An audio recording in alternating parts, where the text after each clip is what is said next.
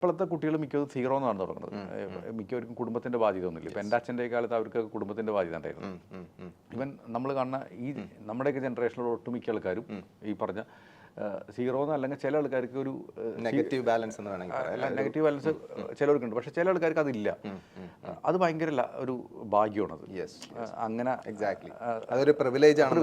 തുടങ്ങുന്നത്. അപ്പോൾ ഇവൻ ചില ആൾക്കാർക്ക് ചിലപ്പോൾ കയ്യിൽ കാശ് എക്സ്ട്രാ ഉണ്ടാവും ഇത് തുടങ്ങുമ്പോൾ. അപ്പോൾ ഇനീഷ്യലി നമുക്ക് ഒരു ഫസ്റ്റ് ക്യാപിറ്റൽ ഉണ്ടാക്കുക എന്നുള്ളതാണ് ഏറ്റവും ഇമ്പോർട്ടൻ്റ് ആയിട്ട്. ഇപ്പോൾ എനിക്ക് തോന്നുന്നു ഫസ്റ്റ് 1 crore എന്നുള്ളൊരു രീതിയിലേക്ക് എത്തിക്കുകയാണെന്നുണ്ടെങ്കിൽ അതിൽ വലിയ ബുദ്ധിയൊന്നും ആലോചിക്കേണ്ട കാര്യമില്ല. ഇപ്പോൾ ചില ആൾക്കാരൊക്കെ എന്നിട്ട് എന്നോട് സ്റ്റോക്ക് മാർക്കറ്റിൽ ട്രേഡ് ചെയ്യാനും കാര്യങ്ങളൊക്കെ പറയും. ഇതൊന്നും നോക്കേണ്ട കാര്യമില്ല. കൃത്യമായിട്ട് വേണമെന്നുണ്ടെങ്കിൽ ബാങ്കിൽ പൈസ കൊണ്ടുപോയിട്ട് ഇൻവെസ്റ്റ് ചെയ്തുകൊണ്ടിരിക്കുക, കൂടുതൽ PF FD ഇതിലൊക്കെ ചെയ്യുക. അതോടൊപ്പം തന്നെ മ്യൂച്വൽ ഫണ്ടിൻ്റെ സഹായം കൂട്ടെടുക്കാൻ നോക്കുക. അത് SIP റൂട്ടിലൊക്കെ കൃത്യമായിട്ട് ഇൻവെസ്റ്റ് ചെയ്യുക. എന്നിട്ട് നമ്മുടെ ഇൻകം എത്രയുണ്ട് നോക്കുക. അതിൽ എക്സ്പെൻസ് മാക്സിമം കുറച്ചിട്ട് എന്നാൽ നമ്മുടെ ലൈഫ് സ്റ്റൈലിനെ ബുദ്ധിമുട്ടില്ലാത്ത രീതിയിൽ എത്തിച്ചിട്ട് ആ പൈസ ഓട്ടോമാറ്റിക്കലി ബാങ്കിൽ നിന്ന് ഡെബിറ്റ് ചെയ്തിട്ട് നമ്മുടെ ഒരു ബക്കറ്റ് ഓഫ് പൈസയിലേക്ക് പോകണം. അത് 1 കോടി എത്തിക്കാൻ നോക്കുക. ആ 1 കോടി എത്രയും പെട്ടെന്ന് എത്തിക്കണം. ഇപ്പോൾ ചിലപ്പോൾ ഇന്ന് ചിലപ്പോൾ ഒരാൾ തുടങ്ങണത്, ഇപ്പോൾ ഈ വീഡിയോ കണ്ടിരിക്കുന്ന ഒരാൾ തുടങ്ങണ ഇത്രേ ഉള്ളൂ റൂള്. നിങ്ങളുടെ എത്രയാണോ ശമ്പളം അതിൻ്റെ മിനിമം 10% അല്ലെങ്കിൽ 20% ഇതിനു വേണ്ടി മാറ്റി വയ്ക്കുക. എന്ന് വെച്ചാൽ 20% ഇല്ല നിങ്ങളുടെ വിചാരിക്കും ഇനി തൊട്ട്. എന്നിട്ട് എല്ലാ വർഷവും നിങ്ങൾ വൃത്തിയായിട്ട് പണിയെടുക്കുക, നിങ്ങളുടെ പ്രൊഡക്ടിവിറ്റി കൂട്ടുക. നിങ്ങൾക്കൊരു 15% സാലറി ഹൈക്ക് തരാനായിട്ട് നിങ്ങളുടെ എംപ്ലോയർക്ക് തോന്നിയിരിക്കണം. അല്ലെങ്കിൽ നിങ്ങളൊരു ബിസിനസ്സുകാരനാണെങ്കിൽ നിങ്ങളുടെ ബിസിനസ് അറ്റ്ലീസ്റ്റ് ലാഭം 15% കൂടുതലെടുക്കാവുന്ന ഒരു സിറ്റുവേഷനിലെത്തിക്കുക. എന്നിട്ട് ഈ പറഞ്ഞ എത്രയാണോ അപ്രീസിയേഷൻ വരുന്നത് എല്ലാ വർഷവും ഒരു 10% ടോപ്പ് അപ്പ് ചെയ്യും നിങ്ങളുടെ സേവിങ്സിന്. അത് ഈ പറഞ്ഞ SIPയിലേക്ക് എടുക്കും. ഇപ്പോൾ നിങ്ങൾക്കൊരു 1 ലക്ഷം രൂപ ശമ്പളം കിട്ടുന്ന ആളാണെന്നുണ്ടെങ്കിൽ മിനിമം 20,000 രൂപ നിങ്ങൾ സേവ് ചെയ്യാൻ തുടങ്ങി. അല്ലെങ്കിൽ 50,000 രൂപ കിട്ടുന്ന ആളാണെന്നുണ്ടെങ്കിൽ ഒരു 10,000 രൂപ നിങ്ങൾ ഇങ്ങനെ ഇൻവെസ്റ്റ് ചെയ്യാൻ തുടങ്ങി. എല്ലാ മാസവും നിങ്ങൾ ഈ പറഞ്ഞ 10% വെച്ച് കൂട്ട്. ഹാർഡ്ലി 10 വർഷത്തിനുള്ള 15 വർഷത്തിനുള്ളിൽ നിങ്ങൾ കോടീശ്വരനാണ്. കോടിയായി കഴിഞ്ഞാൽ ഗെയിം മാറി. പിന്നെ ആ ഫണ്ടിന് 10% ഗ്രോത്ത് ഉണ്ടായാൽ മതി. എല്ലാ വർഷവും 10 ലക്ഷം നിങ്ങളുടെ കയ്യിലിരിക്കണം വെറുതെ. അതാണ് പണം നിങ്ങൾക്ക് വേണ്ടി വർക്ക് ചെയ്യണത്. അല്ലാണ്ട് നിങ്ങളുടെ അടുത്തുള്ള പണം 1 ലക്ഷം രൂപയാണെങ്കിൽ ആ പണം വർക്ക് ചെയ്താൽ എത്ര വർക്ക് ചെയ്യാൻ പറ്റും, എത്ര പറ്റും. അപ്പോൾ ചില ആൾക്കാരൊക്കെ ഉണ്ട് എൻ്റെ അടുത്ത് വന്നിട്ട് പറഞ്ഞൊരു കാര്യമുണ്ട്, ഞാൻ 1 ലക്ഷം രൂപ ഇൻവെസ്റ്റ് ചെയ്യാമെന്ന് പറഞ്ഞിട്ട്. ചിലപ്പോൾ ഇയാൾ ചിലപ്പോൾ ഒരു കോടീശ്വരനായിരിക്കും. ഒരു കോടീശ്വരനായ ഒരാൾ 1 കോടി വെറുതെ ഇരിക്കണം, എന്നിട്ട് 1 ലക്ഷം രൂപ മാർക്കറ്റിലിട്ടിട്ട് ചെയ്തിട്ട് ആ പൈസ ഡബിളായി. വല്ല കാര്യമുണ്ട്? 1 ലക്ഷം രൂപ ഡബിളായി കഴിഞ്ഞാൽ 2 ലക്ഷം. ഇങ്ങനെ എടുത്തിരിക്കുന്നത് 1 കോടിയാണ്. നെറ്റ് വർത്ത് വല്ല വ്യത്യാസമുണ്ടോ? അപ്പോൾ ഇത് നമ്മൾ എപ്പോഴും മനസ്സിലാക്കണം, നമ്മുടെ ക്യാപിറ്റൽ എത്രയാണ്, അതിനനുസരിച്ചുള്ള റെസ്പെക്ട്ഫുൾ ആയിട്ടുള്ള പൈസ ഇൻവെസ്റ്റ് ചെയ്യുക. അറ്റ്ലീസ്റ്റ് നിങ്ങളൊരു നല്ലൊരു ഇൻവെസ്റ്റ്മെൻറ്റിലേക്ക് നീങ്ങണമെങ്കിൽ നിങ്ങളുടെ നെറ്റ് വർത്തിൻ്റെ ഒരു 5% 10% ഉണ്ടെങ്കിൽ മാത്രം ഇൻവെസ്റ്റ്മെൻറ്റിലേക്ക് പോയാൽ മതി. അല്ലെങ്കിൽ why do you want to waste the time? Exactly. ചില ആൾക്കാരൊക്കെ എന്നോട് പറയും ടെസ്റ്റ് ചെയ്യാൻ വേണ്ടി മ്യൂച്വൽ ഫണ്ട് തന്നെ, അല്ലെങ്കിൽ ടെസ്റ്റ് ചെയ്യാൻ വേണ്ടി സ്റ്റോക്കിലുണ്ട്. ഈ ടെസ്റ്റ് ചെയ്യേണ്ടത് ആത്മാർത്ഥമായിട്ട് ഫുൾ എഫേർട്ട് എടുത്തിട്ട് ചെയ്യണമെങ്കിൽ ചെയ്താൽ മതി. അല്ലെങ്കിൽ ടെസ്റ്റ് ചെയ്യാനായിട്ട് നിങ്ങൾ എത്ര ആത്മാർത്ഥത കാണിക്കാല്ലേ? ഒബ്വിയസ്ലി നമ്മളൊരു നമ്മൾ ചിലപ്പോൾ ഒരു അഡ്വൈസർ എടുത്ത് വരണം. ഈ അഡ്വൈസറായിട്ടൊരു വർത്തമാനം പറഞ്ഞതിന് നിങ്ങൾക്ക് സമയം പോണില്ലേ? അതിന് നിങ്ങളൊരു സമയം റെസ്പെക്ട് ചെയ്യട്ടെ. അപ്പോൾ ഇതൊന്ന് കൃത്യമായിട്ട് ചെയ്ത് കഴിഞ്ഞാൽ തന്നെ നിങ്ങൾക്ക് പൈസയ്ക്ക് വേണ്ടി വർക്ക് ചെയ്യണമെങ്കിൽ പൈസയ്ക്ക് ഒരു സൈസ് ഉണ്ടാവണം. അല്ലെങ്കിൽ പൈസയ്ക്ക് വർക്ക് ചെയ്താലും ആ പൈസ എത്ര വർക്ക് ചെയ്താലും നിങ്ങൾക്ക് ലീസ്റ്റ് എമൗണ്ട് ആയിരിക്കും നമുക്ക് തോന്നില്ല. ജനറേറ്റ് ചെയ്യാൻ പറ്റും. ആദ്യത്തെ കേസ് എന്ന് വെച്ചാൽ ഒരു നല്ലൊരു ഈ പറഞ്ഞ ഒരു ടാർഗറ്റ് വയ്ക്കുക. എൻ്റെ ബേസ് ക്യാപിറ്റലിൽ നിന്ന് അത് 1 കോടിയാണെങ്കിൽ 1 കോടി, അല്ലെങ്കിൽ 10 ലക്ഷം ആണെങ്കിൽ 10 ലക്ഷം. ആ പൈസ എത്തിക്കാനായിട്ട് നിങ്ങൾ അവിടെ ആ ബുദ്ധിയൊന്നും ഉപയോഗിക്കണം. വേണ്ട.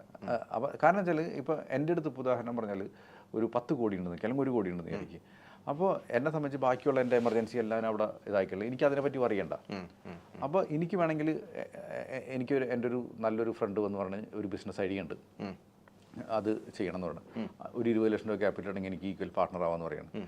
അപ്പോൾ എനിക്കിവിടെ ഈ 1 കോടി ഇരിക്കുന്നതിൻ്റെ പേരിൽ എനിക്ക് 20 ലക്ഷം രൂപ മാറ്റി വെച്ചെന്ന് വെച്ചാൽ എൻ്റെ ബാക്കിയുള്ള ലൈഫ് സ്റ്റൈലിൽ ഒന്നും സംഭവിക്കാൻ പോണില്ല.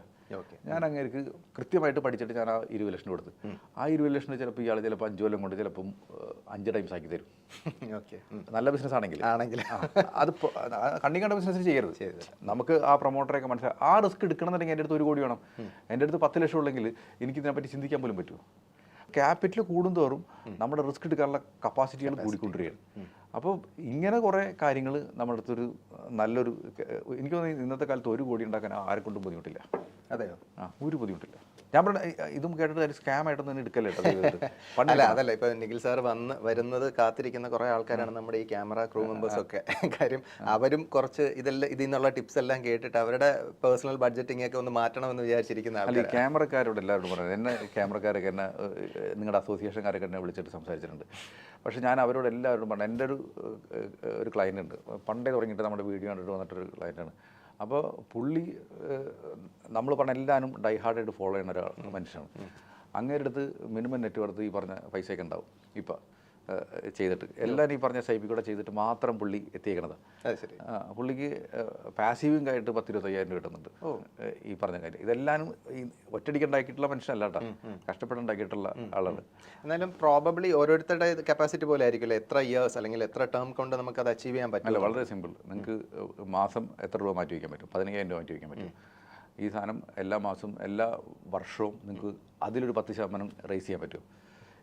ഈ പറഞ്ഞ 1 കോടി തൊട്ട് 15 കൊല്ലത്തിനുണ്ടാവും. അത്രേ ഉള്ളൂ ചെയ്യണമെങ്കിൽ.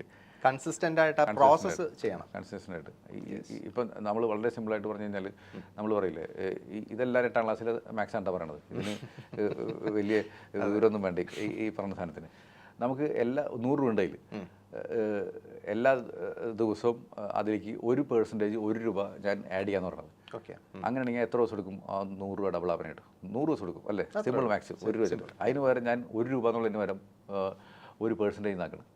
അപ്പോൾ 1% ആക്കി കഴിഞ്ഞാൽ ആദ്യത്തെ ദിവസം 100ൻ്റെ 1%, പിന്നത്തെ ദിവസം 101ൻ്റെ 1% ആണ്. ഓക്കെ, പിന്നെ അതിൻ്റെ 1% ആഡ് ചെയ്യുക, ആ പെർസെൻറ്റേജിന് ഇതിനാണ്. അങ്ങനെയാണെങ്കിൽ എത്ര ദിവസം എടുക്കും ഡബിൾ ആവാനായിട്ട്? 70 ദിവസം എടുക്കുള്ളൂ. 30 ദിവസം ലാഭിക്കുക. ശരി, 30 ദിവസം ലാഭിക്കുക. ഓക്കെ.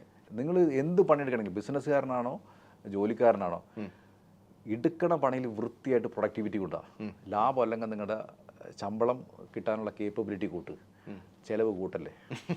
അതും പറയുന്നത് നിങ്ങളുടെ ലൈഫ് സ്റ്റൈൽ കുറയ്ക്കല്ലേ. കാരണം ലൈഫ് സ്റ്റൈൽ കുറച്ചാൽ നിങ്ങൾക്ക് ബോറടിയോ, പിന്നെ നിങ്ങൾക്ക് പണിയെടുക്കാൻ ഇൻട്രസ്റ്റ് ഉണ്ടാവില്ല. അപ്പോൾ ഇങ്ങനെയാണെന്നുണ്ടെങ്കിൽ നിങ്ങൾ സെൽഫ് മോട്ടിവേറ്റഡ് ആണ്. കാരണം നിങ്ങൾക്ക് ഡിസേർവിംഗ് ആയിട്ടുള്ള സാധനങ്ങൾ കിട്ടുന്നുണ്ട്, നിങ്ങൾക്ക് പണിയെടുക്കാനുള്ള എനർജി കൂടും, നിങ്ങളുടെ ഇൻകം കൂടും, സേവിങ്സ് കൂടും. നിങ്ങൾ കൃത്യമായിട്ട് ഇൻവെസ്റ്റ് ചെയ്യുക. പിന്നെ ഇതിനൊന്നും ഷോർട്ട് കട്ടൊന്നുമില്ല. ഇപ്പോൾ ഇന്ന് കാലത്ത് ഞാൻ മോനായിട്ട് സൈക്കിളിന് പോയ ടൈമിൽ ഞാൻ പറഞ്ഞു വരുമ്പോൾ കുറേ കയറി പറയും കേട്ടോ. എന്നാലും എനിക്ക് തോന്നുന്നത് ഇത് പറയാവുന്ന ഒരു സാധനമാണ്. കാരണം വെച്ചാൽ ഒരു പയ്യൻ ഏതാണ്ട് 20-22 വയസ്സുള്ള പയ്യൻ ലോട്ടറി എടുക്കണം.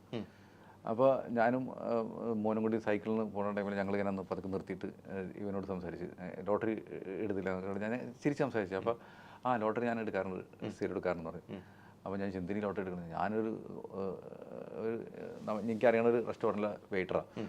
അപ്പോൾ പുള്ളിക്ക് പറഞ്ഞു, ഒന്നും ശമ്പളമില്ല അണ്ണ, തമിഴാണ്, ശമ്പളമൊന്നും ഇല്ല അണ്ണ, അപ്പോൾ എനിക്ക് ഈ ലോട്ടറി അടിച്ചിട്ട് വേണം എനിക്ക് രക്ഷപ്പെടാമെന്ന് പറഞ്ഞിട്ട് പറയണം. അപ്പോൾ ശരിക്കും പറഞ്ഞാൽ ഇയാൾ എനിക്ക് കേട്ടിട്ട് പോകുന്നതിന് ചിലപ്പോൾ ഒരു 22-23 വയസ്സുള്ളൂ. അപ്പോൾ ഏകദേശം പുള്ളി 1 വർഷമായിട്ട് ലോട്ടറി എടുത്തുകൊണ്ടിരിക്കുന്ന ആളാന്ന് തോന്നുന്നു. 30 രൂപ വെച്ചിട്ട് എല്ലാ ദിവസവും തീർക്കണ്ടാവും. 40 രൂപ, സോറി, ഈ 40 രൂപ എന്ന് പറഞ്ഞാൽ ഒരു മാസം 40 രൂപ, 40 × 30 എത്രയാണ് നോക്കിയേ, ഏകദേശം 1,200 രൂപയില്ലേ. ഈ 1,200 രൂപയ്ക്ക് SIP ചെയ്താൽ പോരെ?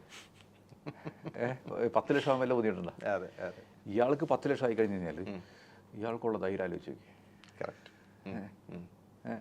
ഈ പറഞ്ഞ നിങ്ങൾക്ക് ഭാഗ്യം കൊണ്ട് മില്യനാറാണോ അധ്വാനിച്ചിട്ട് മില്യനാറാണോ? ഇത്രേ ഉള്ളൂ. സിമ്പിൾ. ഈ ചോദ്യം പറഞ്ഞാൽ